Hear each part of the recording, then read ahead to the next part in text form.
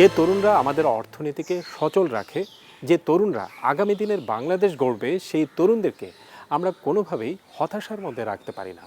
করোনার দুর্যোগ সেটা যত বড় দুর্যোগই হোক না কেন, তরুণদেরকে অবশ্যই আশার আলো দেখাতে হবে। আমরা তরুণদের পাশে থাকতে চাই, তরুণদের কথা বলতে চাই, আর এই কারণেই তরুণদের নিয়ে আমাদের এই আয়োজন এখন যৌবনজার। আমি আশিকুর রহমান চৌধুরী আপনাদের সবাইকে স্বাগত জানাচ্ছি। শুরুতেই থাকছে আমার চেষ্টা। বিশেষজ্ঞরা বলছেন এই করোনা সহজে যাচ্ছে না, তাই করোনার ব্যাপারে আমাদেরকে কোনোভাবেই অসচেতন হলে চলবে না, আবার করোনাকে ভয় পেয়ে জীবন থামিয়ে দিলেও চলবে না। বিষয়টি কেমন হতে পারে সেটা আমরা দেখাতে পারি একজন ডক্টর আপনাকে দিয়ে।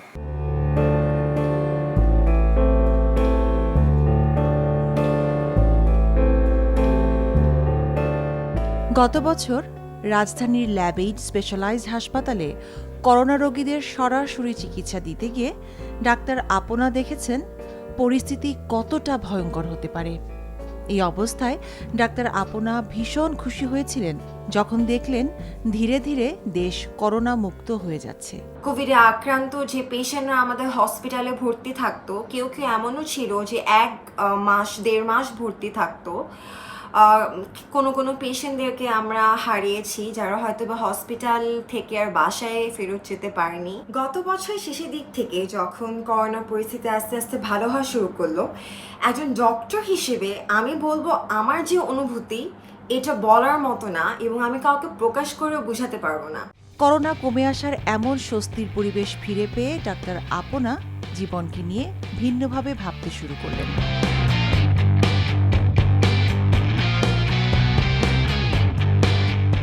বেঁচে থাকার আনন্দে নিজেকে তিনি দেখতে চাইলেন করোনার হাসপাতালের বাইরে ভিন্ন কোনো মঞ্চে।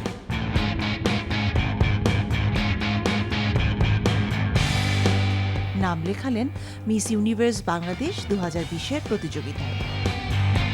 যদি আমাদের করোনার পরিস্থিতি তখন এখনকার মতো থাকতো, আমি হয়তো বা কখনো মিস ইউনিভার্স বাংলাদেশ 2020-তে পার্টিসিপেটই করতাম না, হয়তোবা কোভিড ফ্রন্টলাইনার হিসেবে কাজ করে যেতাম। কিন্তু ফেব্রুয়ারির দিকে যখন পেশেন্টের যে প্রেশার কমে এসেছিল, ঠিক তখনই আমার রেজিস্ট্রেশনের সুযোগটা হওয়ায় আমার কাছে মনে হয়েছে হয়তোবা এটা আমার জন্য একটা নতুন এক্সপিরিয়েন্স হবে।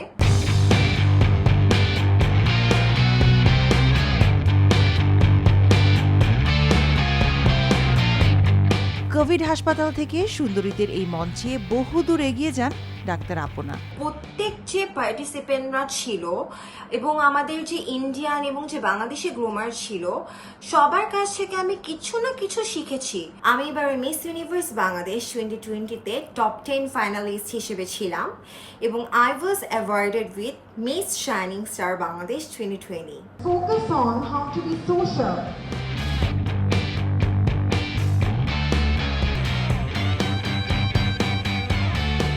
সুন্দরীদের মঞ্চ থেকে আবারও ডাক্তার আপনাকে ফিরে যেতে হলো করোনার হাসপাতালে। অন্যরকম ভালো লাগার অনুভূতি নিয়ে তিনি ব্যস্ত হয়ে পড়লেন করোনা রোগীদের চিকিৎসা সেবা দেওয়ার কাজে।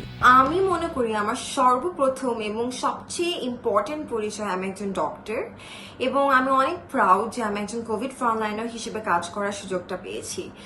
এবং আসলে 3 April miss Universe Bangladesh 2020 finale হওয়ার পরপরই 5 তারিখ থেকে আমি আমার হসপিটাল ডিউটি আবার স্টার্ট করি।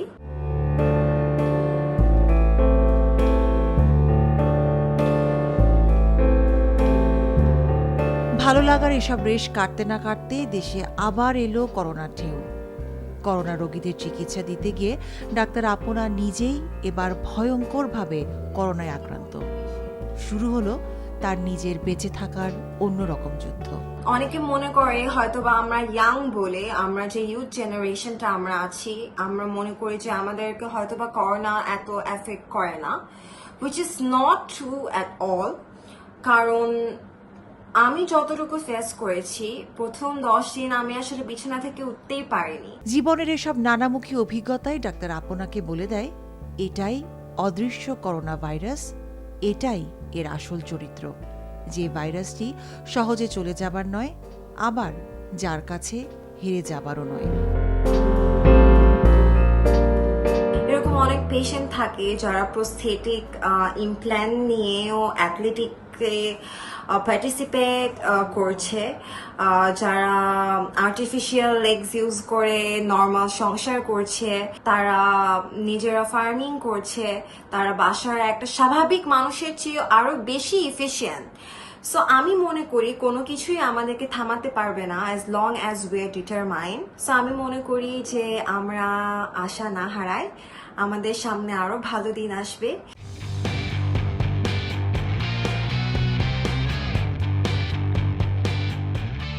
যারা আগে থেকেই প্রতিষ্ঠিত উদ্যোক্তা তারাও খারাপ অবস্থার মধ্যে আছেন করোনার এই সময়ে। তার মধ্যে নতুন উদ্যোক্তা হিসেবে যারা কেবলই যাত্রা শুরু করেছিলেন তাদের অবস্থা কি হতে পারে একটু ভেবে দেখুন। তারা কি তাহলে শুরুতেই হারিয়ে যাবেন? এই প্রশ্নের জবাবগুলো আমরা খুঁজে দেখার চেষ্টা করব বাস্তবতার কিছু গল্প দিয়ে।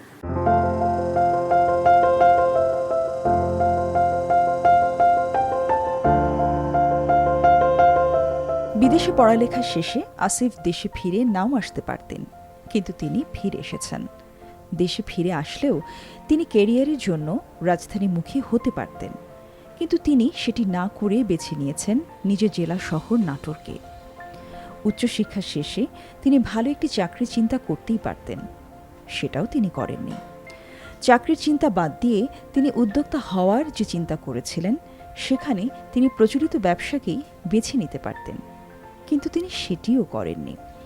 অর্থাৎ বরাবরই আসিফের দৃষ্টিভঙ্গি ছিল নতুন কিছু সৃষ্টির জন্য এমন পথে হাঁটা যে পথে অনেকেই যেতে চান না। একটা চিন্তা ছিল যে আসলে কি করা যায়। তো তারপরে এই প্রবলেমটা এভাবে আসলো যে আমার নানা উনি একদিন বলল যে আমার দাঁতে খুব সমস্যা, দাঁতে খুব ব্যথা, কোনো টুথপেস্ট দিয়ে কাজ হচ্ছে না। তো আমার সেখান থেকে একটা চিন্তা যে একটা টুথপেস্ট ডেভেলপ করার, যে টুথপেস্টটা একটু ভালো হবে, গতানুগতিক বাজার থেকে একটু উন্নত হবে এবং যেটা শুধু দাঁতই পরিষ্কার করবে না, সেই সাথে দাঁতের সমস্যার সমাধান করবে। তো সেটা নিয়ে আমাদের R&D শুরু করি, আমার ছোট্ট ল্যাবে আমরা কাজ শুরু করি। অর্গ্যানিক টুথপেস্ট বাজারে আনার এমন চিন্তাকে বাস্তবে রূপ দিতে এই পর্যন্ত আসিফ যতটুকু এগিয়েছেন তাতে সবসময় পাশে ছিলেন তার স্ত্রী ডোনা। আমি বাংলাদেশ এগ্রিকালচারাল ইউনিভার্সিটি থেকে ফিশারিজে অনার্স মাস্টার্স কমপ্লিট করেছি। যেহেতু আমার হাজব্যান্ড এই রিলেটেড কাজ করছে, তো আমার মনে হলো যে আমি এরকম তাকে হেল্প করি। আর এই বিষয় নিয়ে যেহেতু আমার কিছু নলেজ আছে, মাইক্রোবায়োলজির উপরও আমার কিছু দক্ষতা আছে, তো আমি এই জন্য আমার হাজব্যান্ডকে হেল্প করছি এই বিষয়ে। অর্গ্যানিক টুথপেস্ট সহ ওরাল হাইজিনের জন্য যেসব পণ্য নিয়ে আসিফ ও ডোনা দম্পতি কাজ করছিলেন, তাতে এতদিনে অনেক কিছুই তারা অর্জন করতে পারতেন। কিন্তু নতুন উদ্যোক্তা হিসেবে যাত্রা শুরুতেই পথের বাধা হয়ে দাঁড়ায় করোনার মহাদুর্যোগ। যেই সময় আমরা একটা ট্রায়াল ব্যাচে যাওয়ার আমাদের ইচ্ছা ছিল, যাওয়ার কথা ছিল, ঠিক ইন দ্য মিন টাইম কোভিড-19 এসে পড়ে এবং আমরা একটা বড় রকম সমস্যা ফেস করি। এই কারণে আমাদের ট্রায়াল ব্যাচটা বন্ধ আছে। তবে আমরা আশা করি খুব তাড়াতাড়ি আমরা আমাদের অর্গানিক একটা খুব সুন্দর একটা অর্গানিক টুথপেস্ট নিয়ে মার্কেটে আসবো।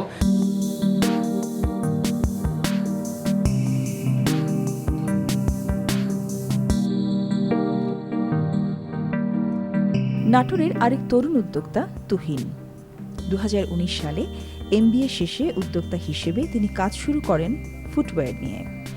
অল্প দিনে তার কারখানায় তৈরি স্যান্ডেলের চাহিদা বাড়তে থাকায় তিনি আরও বড় পরিসরে উৎপাদনের চিন্তা করেছিলেন, কিন্তু দৃশ্যপট হঠাৎ করেই পাল্টে যায় করোনার অভিশাপে। খুবই চ্যালেঞ্জিং একটা সময় পার করছি, কারণ এখন গাড়ি ঘোড়া বন্ধ, ঢাকা থেকে আমি কাঁচামাল আনতে পারছি না, আমার কাস্টমারদের কাছ থেকে আমার প্রোডাক্ট পৌঁছাতে পারছি না, এদিকে আমার কর্মীদের আমি বেতন দিতে পারছি না। আমাদের মতো নতুন উদ্যোক্তা যারা, তাদের যদি স্বল্প সুদের ঋণের ব্যবস্থা করতো কিংবা অন্যান্য যেই প্রণোদনার ব্যবস্থা করা যেতে পারে। আপনার হচ্ছে আইনের যেই সমস্যাগুলো আছে, বেশ অনেক জটিলতা ফেস করছি আমরা আইনত, সেই সমস্যাগুলো যদি আমাদের জন্য কিছুটা শিথিল করা যায়, সেক্ষেত্রে আমাদের মতো নতুন উদ্যোক্তা কিংবা ক্ষুদ্র উদ্যোক্তাদের জন্য খুবই সুবিধা হয় আর কি। আর এভাবেই ঝুঁকি নিয়ে নতুন উদ্যোক্তা হিসেবে যাত্রা শুরু করা দেশের অসংখ্য তরুণ জানেন না কবে দূর হবে করোনা নামের এই স্থবিরতা। এই পর্যায়ে থাকছে আওয়াজ তোলো।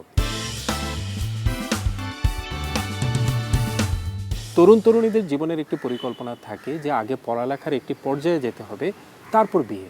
কিন্তু সেই পড়ালেখার একটি পর্যায়ে যাওয়ার বিষয়টি এখন একেবারে অনিশ্চিত হয়ে পড়েছে করোনার কারণে।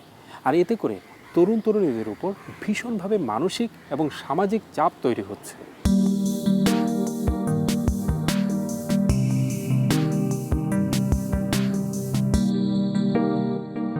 স্কুল শেষ করে নারায়ণগঞ্জের বিভিন্ন কলেজে ভর্তি হয়ে তারা 1 বছরেরও বেশি সময় পার করে দিয়েছে।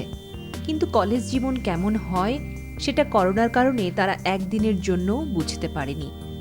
উল্টো শিক্ষা প্রতিষ্ঠান টানা বন্ধ থাকায় এই তরুণ শিক্ষার্থীরা এমন কিছু চাপের সম্মুখীন যা কাউকে বলে প্রতিকারও পাওয়া যায় না, আবার মেনে নেওয়াও যায় না। করোনাকালীন সময়ে আমাদের যারা আমরা কলেজে প্রথম বর্ষে আছি তারা আমরা তো এখনো কলেজের স্বাদটাই বুঝতে পারিনি। অনেকে দেখা যাচ্ছে করোনার কারণে বিয়েও হয়ে যাচ্ছে অনেকের, কিন্তু আমাদের গার্জিয়ানরা যেমন অনেকে পড়ানোর চেষ্টা করছে, কিন্তু অনেকের পক্ষে সেটা সম্ভব না পারিবারিকভাবে। এই ব্যাপারটা নিয়ে আমার বাসায় এরকম চাপ নেই, বাট আমি আমার ফ্রেন্ড সার্কেল বা আশেপাশের সবাইকে দেখছি যে বিয়ে হয়ে যাচ্ছে। আমার অনেক বান্ধবীর বিয়ে করোনার মধ্যেই হয়ে গেছে। তাদের অভিভাবক এবং শিক্ষকদের সাথে কথা বলে একটা বিষয় বোঝা গেল, করোনার কারণে পরিবারের অর্থনৈতিক অবস্থায় যে অনিশ্চয়তা তৈরি করেছে, সেখানে শিক্ষার চেয়ে মেয়ের বিয়ে দেয়া অনেকের কাছে বেশি গুরুত্বপূর্ণ। আমার মেয়ের সহপাঠীদের অনেকেরই বিয়ে শাদী হয়ে গেছে, বাচ্চাও হয়ে গেছে এরই মধ্যে। অনেক অভিভাবকই এখন কিন্তু হতাশ হয়ে পড়ছেন। সে কারণে তারা ভাবছেন যে মেয়ে বড় হয়েছে, কলেজে পড়ে, বরং আমরা এখন বিয়ে দিয়ে দিই, তাহলে আমাদের খরচ বাঁচবে, কিংবা আশেপাশের নানান দিক থেকে যে প্রস্তাবগুলো আসছে কিংবা ইপটিজিংয়ের মতো যে প্রেশার হচ্ছে, সেখান থেকেও তারা মুক্তি পাবে বলে তারা মনে করে।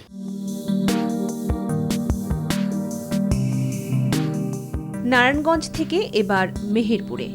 সেখানে ঢাকা বিশ্ববিদ্যালয় এবং মেহেরপুর সরকারি কলেজের 2 শিক্ষার্থীর সাথে দেখা।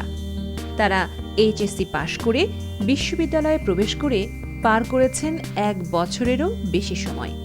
কিন্তু করোনার কারণে একদিনের জন্য তারা বিশ্ববিদ্যালয়ের স্বাদ খুঁজে পাননি, বরং মেহেরপুরের বাড়িতে এসে তারা আশেপাশে যা দেখতে পাচ্ছেন সেটা প্রত্যক্ষ বা পরোক্ষভাবে তাদের জন্য মানসিক চাপ। বিয়ের প্রবণতাটা অনেক বেশি হয়ে গিয়েছে, বিশেষ করে যদি আমি বলি যে কলেজের স্টুডেন্ট যারা আছে, যাদের হয়তো বয়স এখনো 18-র নিচে, তাদের বিয়ে হয়ে যাচ্ছে, তাদের বাবা মারা বিয়ে দিয়ে দিচ্ছে। তার একটাই কারণ, এই যে ইন্টার যারা দিয়েছে, এইচএসসি যারা পাশ করেছে, অটো পাস পেলো, তাদের কবে অ্যাডমিশন হবে, কবে তারা ভার্সিটিতে যেতে পারবে, তার কোনো ঠিক নাই। এই বছর ইন্টার পরীক্ষা দিতাম, কিন্তু করোনার জন্য আমাদের পরীক্ষাটা হয়নি, অটো পাস পাইছি। অনিশ্চিত পড়াশোনা হচ্ছে, যেহেতু এরপরে কি হবে না হবে সেটাও কেউ জানে না। বাসা থেকে বিয়ের জন্য একটা প্রেশার আসার মতো। আমার যেহেতু বান্ধবীরা আছে, অনেকেরই বিয়ে হয়ে গেছে। বিষয়টি নিয়ে সেখানকার একজন শিক্ষক বললেন তার অভিজ্ঞতার কথা। অভিভাবকরা মনে করছে যে মেয়েদেরকে পড়িয়ে আর কি লাভ, তাদের বরং একটা সুপাত্র দেখে বিয়ে দিয়ে ভালো, এই ধরনের বিয়ে দিচ্ছে। তো আমরা এই করোনা ভাইরাস যতদিন থাকবে, এই ছাত্রদের মানে ড্রপ আউটের সংখ্যা বাড়বে, বাল্য বিবাহের সংখ্যা বাড়বে।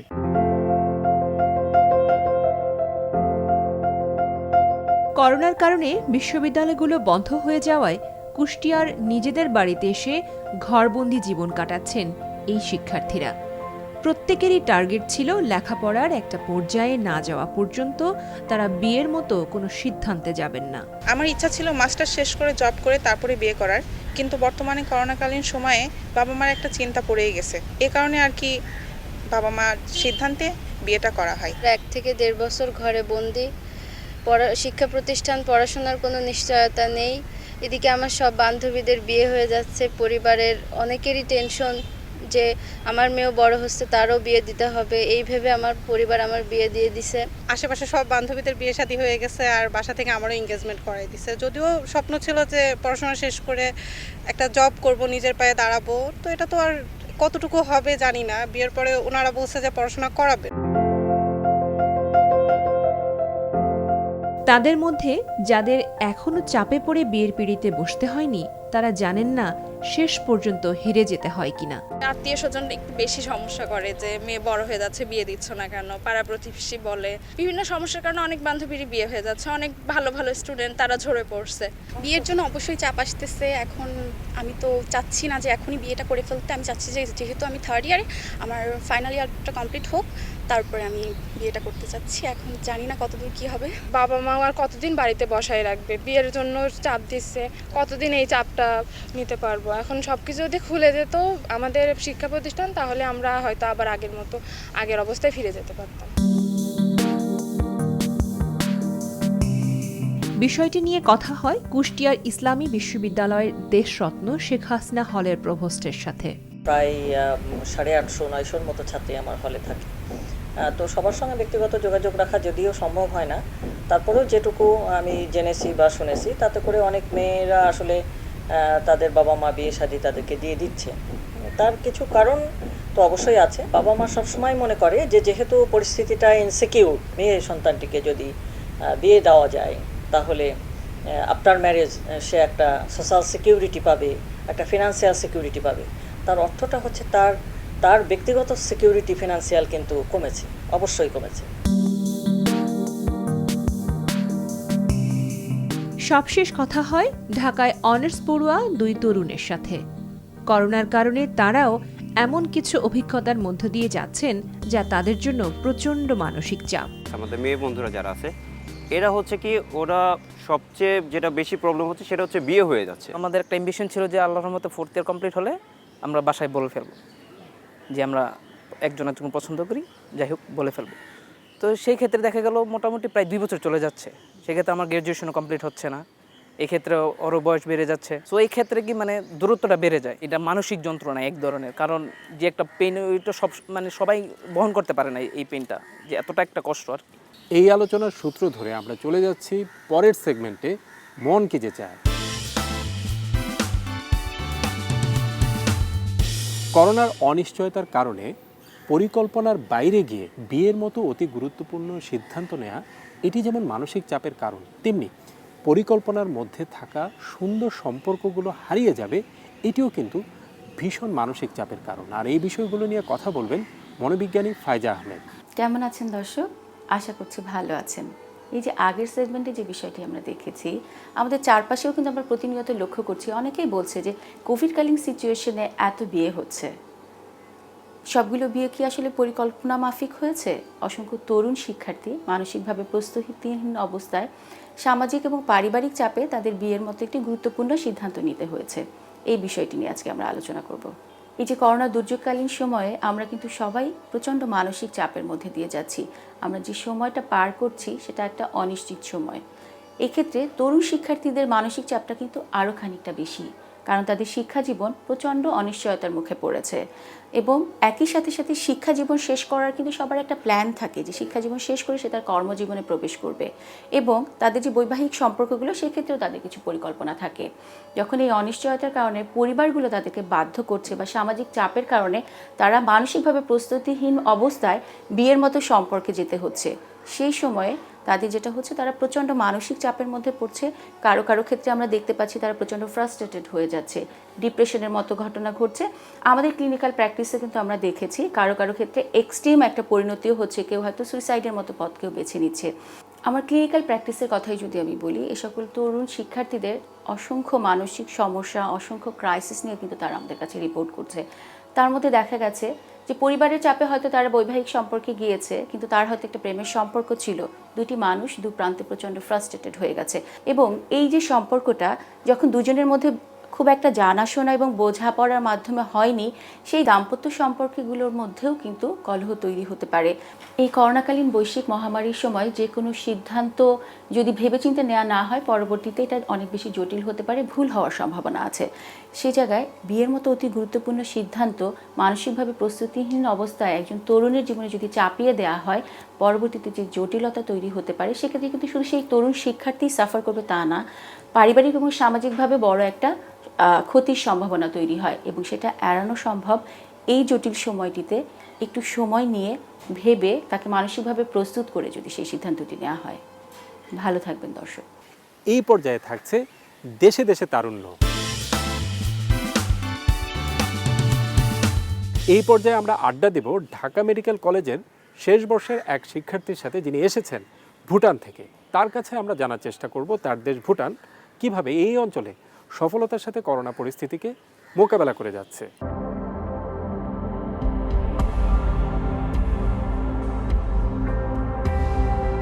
ভুটানই প্রথম দেশ যারা গোটা জাতিকে ভ্যাকসিনের আওতায় আনতে পেরেছে মাত্র 9 দিনের মধ্যে। এমনকি ঢাকা মেডিকেল কলেজে পড়তে আসা জেনিসাকেও খুঁজে বের করে ভ্যাকসিন দিয়ে দিয়েছে তার দেশ ভুটান, যিনি কয়েক বছর ধরে বাংলাদেশে অবস্থান করে বাংলাটা বেশ ভালোভাবেই বলতে পারেন। আমাদের ভ্যাকসিনেশন শুরু করার পরে সবচেয়ে গুরুত্বপূর্ণ হচ্ছে আমাদের রাজার হার্ড ইমিউনিটি নিয়ে একটু ছিল, ধারণা ছিল।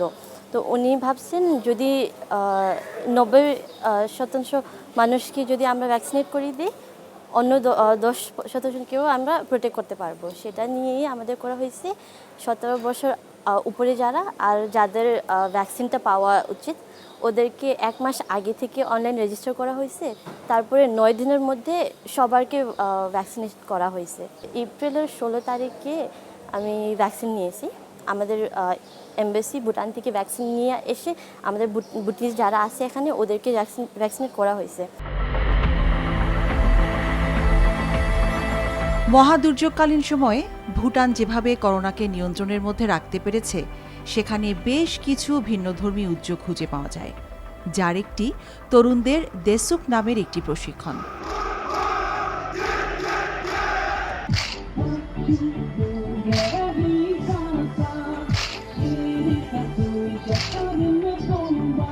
জাতির যে কোনো দুর্যোগ মোকাবেলায় ভুটানে আগে থেকেই মিলিটারি ও পুলিশের প্রশিক্ষণের পাশাপাশি সাধারণ তরুণদের উঁচু মানের দেসুপ প্রশিক্ষণ দেওয়া হয়।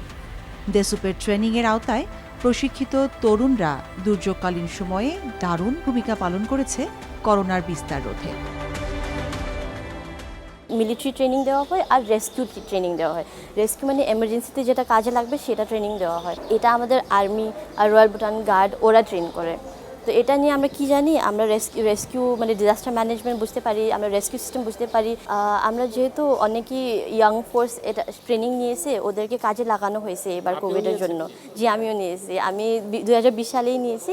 ট্রেনিং করার পরে আমিও ডিউটি করেছি। তো ডিউটি হচ্ছে কোয়ারেন্টিনে ডিউটি করা যায়, আর তারপরে চেক পয়েন্টে ডিউটি করা যায়। আর যেহেতু সীমানাগুলো বন্ধ করা হয়েছে, ওখানেও ওদেরকে রাখা হয় আর্মি আর পুলিশের সাথে। তো এটা জি এটা দেখে এটা বোঝা যাচ্ছে যে যেহেতু আমাদের পপুলেশন জনসংখ্যায় অনেকটাই তো ইয়াং পপুলেশন। তো ইয়াং পপুলেশন যখন হেল্প করে সাহায্য করার জন্য আসে, তখন অনেকই ভালো কাজ হয়ে গেছে।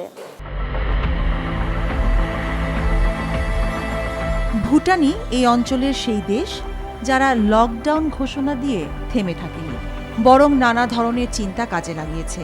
এই যেমন সাধারণ মানুষকে যেন ঘর থেকে বের হতে না হয়, সে লক্ষ্যে সরকারিভাবে প্রয়োজনীয় সামগ্রী বাড়িতে পৌঁছে দেওয়া হয়েছে কম মূল্যে, যা বাইরে বের হয়ে কিনতে গেলে অনেক টাকা খরচ করতে হতো ভুটানের নাগরিকদের। তো একটা হচ্ছে ডেলিভারি সিস্টেম নিয়ে, ডেলিভারিতে অনেক টাকা পয়সা কম লাগে। যদি বাজার করতে যাই তখন বেশি টাকা লাগে, আর একটু সাবসিডাইজ রেটে দিয়েছিল। অর্ডার মানে সরকারি লোকই বাসায় পৌঁছায় দেয়, আর এটা টাকা খরচ কম লাগে ওনাদের। করোনার প্রকোপ না থাকলে এতদিনে চিকিৎসক হিসেবে নিজের দেশে ফিরে যেতে পারতেন জেনিসা, যে দেশের চিকিৎসকদের সবচেয়ে বড় অংশটি বাংলাদেশ থেকে পড়ালেখা করে যাওয়া। আমরা চলে এসেছি অনুষ্ঠানের শেষ পর্যায়ে। শেষ করার আগে তরুণদের উদ্দেশ্যে বলতে চাই, এটি আপনাদেরই অনুষ্ঠান, তাই আপনাদের বেশি বেশি মতামত আশা করছি। মতামত পাঠানোর ঠিকানা এখন যৌবন যার, এই 3টি শব্দের সংক্ষিপ্ত রূপ ejj@ntbbd.com। আমাদের এই অনুষ্ঠানটি দেখতে ভিজিট করুন আমাদের অফিসিয়াল ওয়েবসাইট www.ntbbd.com। আমাদের এই অনুষ্ঠানটি দেখতে পাবেন আমাদের অফিসিয়াল ইউটিউব ও ভেরিফাইড ফেসবুক পেজে। দর্শক, আজ এই পর্যন্তই। ভালো থাকুন, সুস্থ থাকুন, নিরাপদে থাকুন, আর অবশ্যই আস্থা রাখুন তারুণ্যের শক্তির উপর।